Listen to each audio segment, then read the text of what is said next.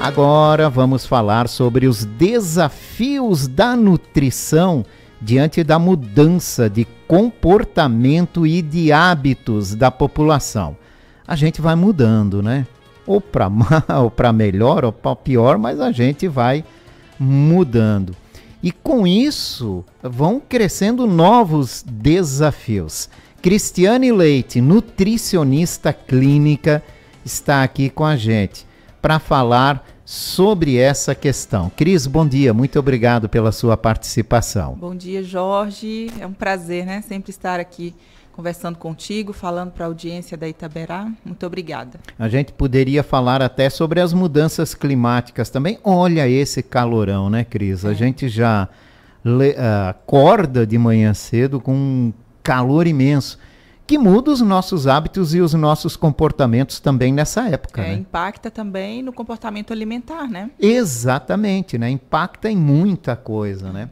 Quais foram as principais mudanças de comportamento das pessoas em relação à alimentação ao longo dos últimos anos, Cris?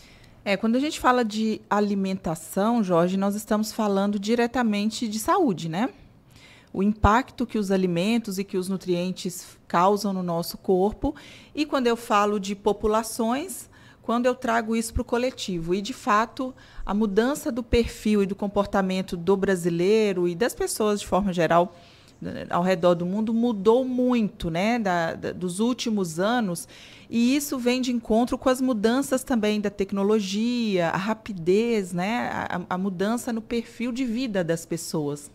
E até na acomodação, né? Nos chamados iFoods. É um exemplo, né? Isso aí foi um importado, né? O padrão alimentar americanizado, muito fast food, muita entrega, né? Fast food, comida rápida, né? E normalmente essa comida rápida ela tem um perfil nutricional ruim, de má qualidade.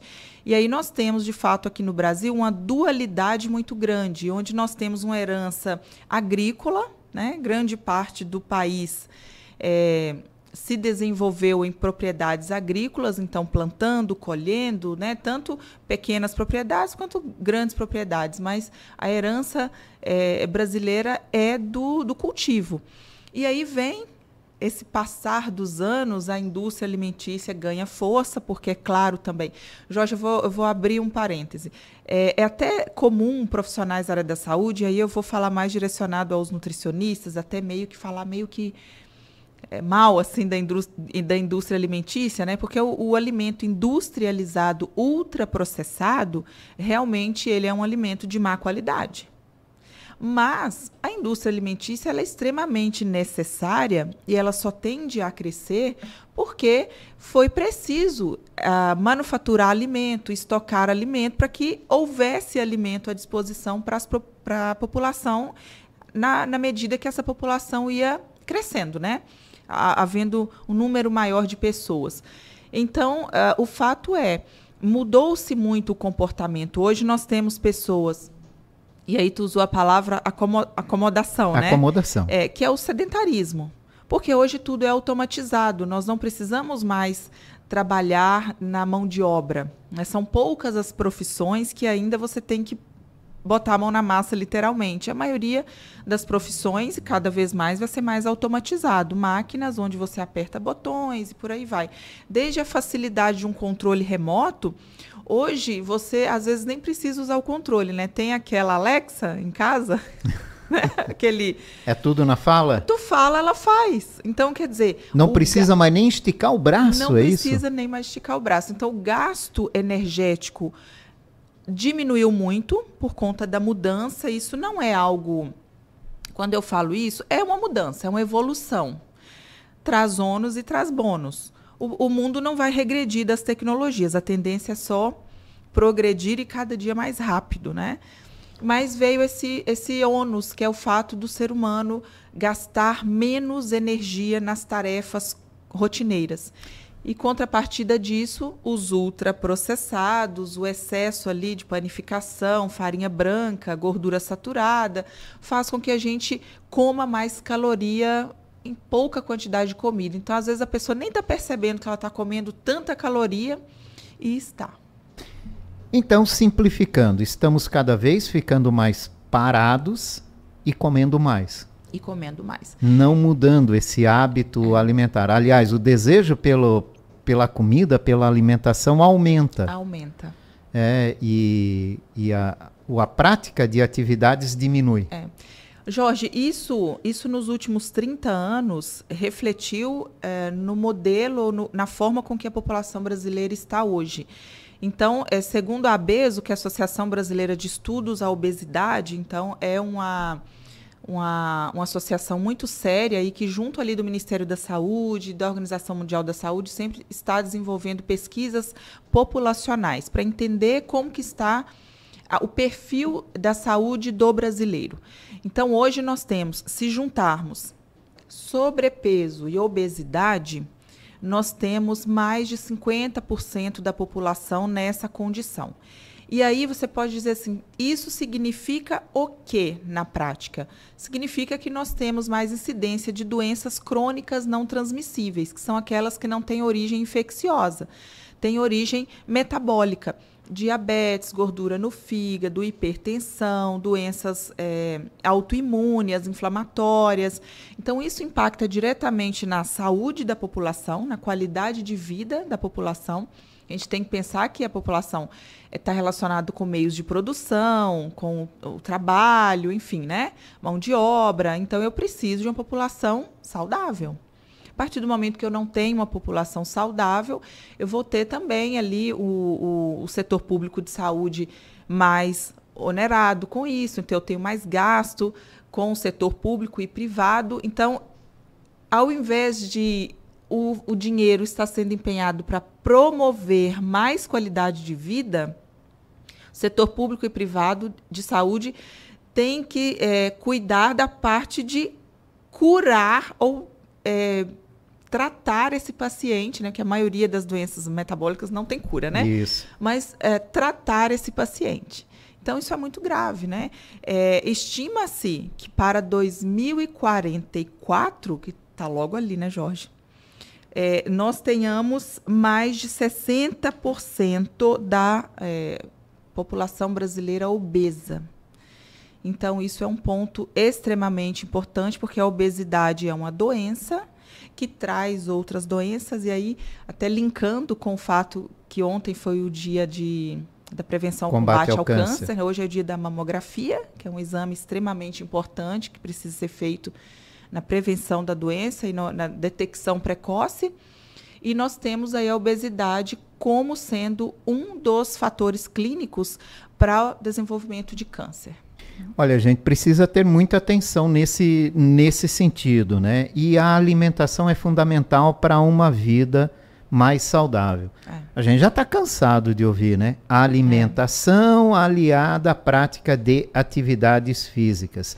O que é muito comum, a pessoa se sentir fora do peso, correr para uma academia e procurar um profissional da nutrição. Isso é o mais comum, né? Por exemplo, né? Quem te procura? Alguém que quer prevenir ou alguém que quer já resolver um problema constatado? Que pergunta maravilhosa, Jorge. Olha, e deixa eu dizer, gostaria que mais pessoas buscassem os profissionais da saúde no sentido da prevenção ou da promoção à saúde, que é o antes do problema. Exato. Não para resolver o problema, mas nós não temos a cultura da prevenção. Exato. E aí, antes de eu te responder, fazendo um link com o assunto anterior, que é política, a mudança aí de pleito, né? Já houve a mudança, né? Está tudo aí novinho. Esses dados populacionais, eles são extremamente importantes para que o setor público também utilize para entender qual que são as demandas necessárias da saúde.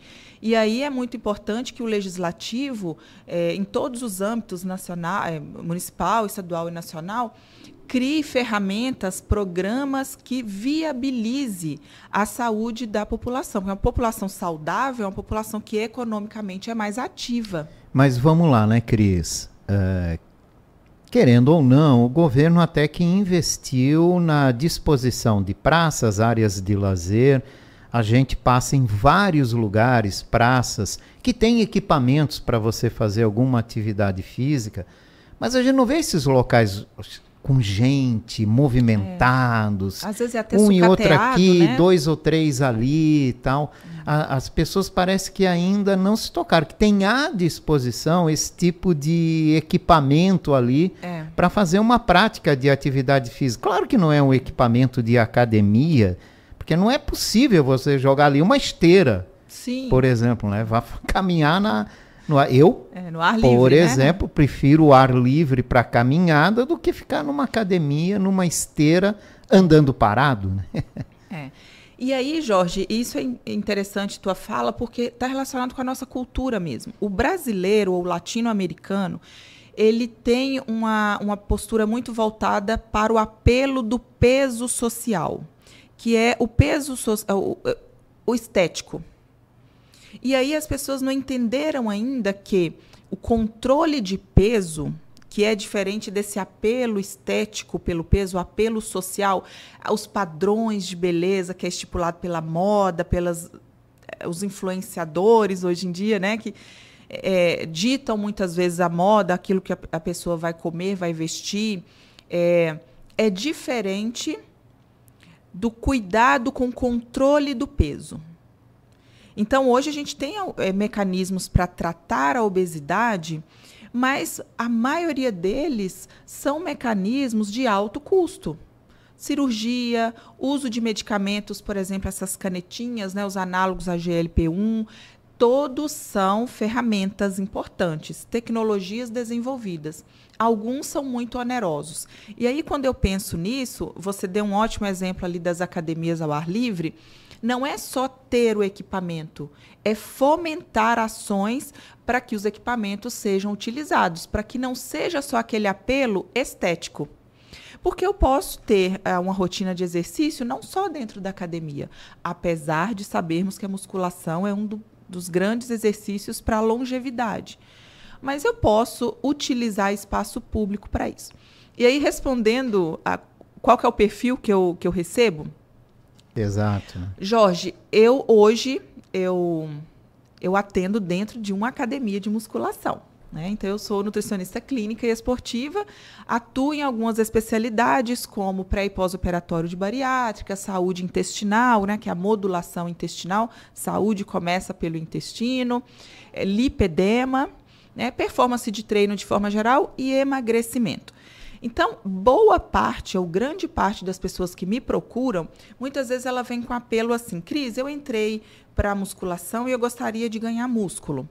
Mas aí, no primeiro momento, você faz a avaliação física e nutricional da pessoa, ela está muitas vezes acima do peso.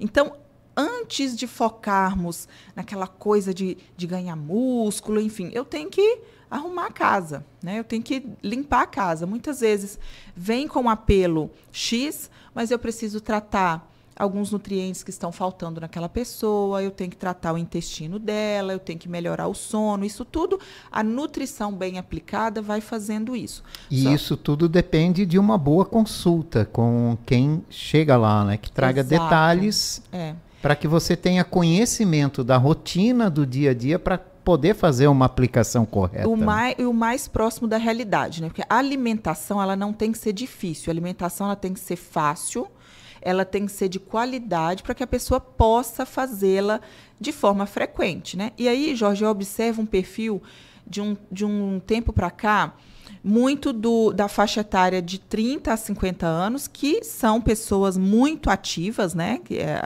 aí 25 aos 50 anos, e exames bem alterados, tanto nas doenças metabólicas, então desenvolvimento de esteatose hepática, desenvolvimento das autoimunes, que está muito relacionado com estresse, alteração na pressão, alteração na glicose, a resistência à insulina, que é uma dificuldade do hormônio agir, isso tudo está relacionado ao estresse.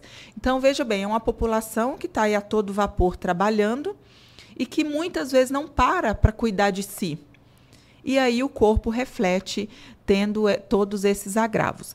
E aí, Jorge, saiu bem fresquinho, eu gostaria de trazer para o público, semana passada, a The Lancet, que é uma revista científica, então nós sempre estamos ali nas leituras científicas para trazer o mais novo possível para o nosso paciente, para as pessoas, né? Então, a The Lancet trouxe um compilado de informações onde muda-se a configuração de avaliação de sobrepeso e obesidade. Todos esses valores que eu trouxe aqui para você, que mais de 60% da população brasileira está sobrepeso e obesidade, usa um parâmetro, que é o IMC, Índice de Massa Corporal. Muita gente conhece, né? É um índice aí de avaliação, é uma referência mais global, ela não reflete exatamente a composição corporal da pessoa, porque ela lida só com peso e altura. Então, talvez a pessoa é mais pesada porque ela tem mais massa muscular, mas não tem tanta gordura. Mas, ainda assim, o IMC apresenta alterado. Mas, para estudo populacional, é o que é utilizado. Então, até então, para saber se tinha uma população sobrepeso ou não, obesa ou não, IMC. E agora a The Lancet trouxe esse compilado onde não tem mais a classificação de sobrepeso, mas a obesidade clínica e a obesidade não clínica. E aí, vários pontos, são 18 pontos que são levados em consideração, Jorge. Um deles é a circunferência abdominal, que o Ministério da Saúde e a Organização da Saúde... Deu ruim. O Jorge já passou a mão ali na barriguinha, no abdômen ruim, dele. Né? Deu ruim. Então, é um fator, é uma referência, né? Porque ali... volume abdominal também reflete em gordura visceral, que é a que causa maiores prejuízos. Então, a The Lancet trouxe esse compilado para dizer assim para a população, ainda que você esteja com IMC não alterado, mas se você apresenta vários pontos de alteração na sua saúde, você já entra na linha de obesidade não clínica.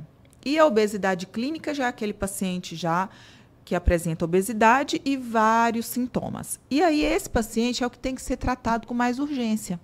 Percebe, Jorge, que eu não falei em nenhum momento do apelo estético, aquela coisa de perder 5 quilinhos para ficar com a barriguinha trincada. Isso é outro assunto.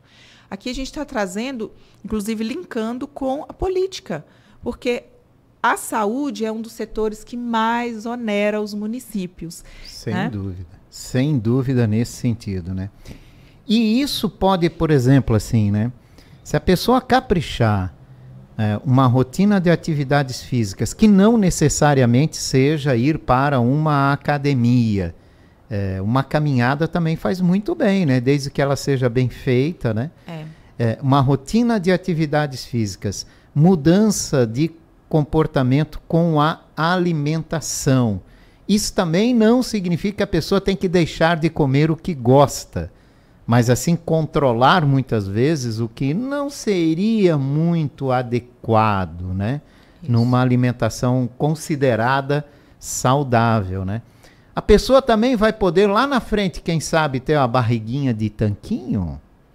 Olha, Jorge, essa barriguinha de tanquinho, ela está relacionada com outros fatores também, né? Uma densidade muscular maior, com baixo percentual de gordura. De fato, são pessoas que têm um empenho muito grande na estética para ficar daquela forma, né? Mas sim... Mas concilia a estética com uma vida saudável. Sim, claro, com certeza. São fatores físicos e psicológicos e emocionais. Quando eu tenho uma pessoa num grau de obesidade, essa pessoa está com tanto o perfil hormonal quanto o emocional com alterações, isso de fato. Mas é importante frisar, Jorge, que muitas vezes retirar a pessoa da obesidade, melhorar todo o perfil metabólico dela, não significa que ela vai ficar magrinha. Significa que eu tirei ela de uma linha de risco para que ela não tenha fatores cardiovascular, infarto, ou que chegue a perder função de órgãos, como o fígado. Então, são coisas diferentes. Mas, com certeza, eu vejo na prática, as pessoas buscam muito a mudança de hábito também pela estética, e é bem-vindo quando você entende que essa estética tem que vir com com saúde. É bom ficar atento, né?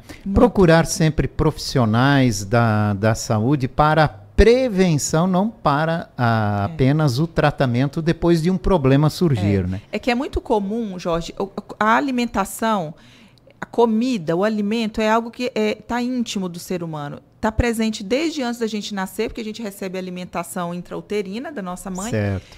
E em todas as fases da nossa vida. Então, eu digo que é diferente, por exemplo, quando a pessoa tem algum problema com excesso de álcool, o tratamento é, de fato, retirar a substância da vida da pessoa. Quando a pessoa tem uma dificuldade em lidar com a alimentação, é impossível tirar o alimento da vida da pessoa, porque a gente precisa do alimento para sobreviver. Então, é aprender a lidar. Se eu posso deixar uma orientação, aumentem a ingestão de vegetais.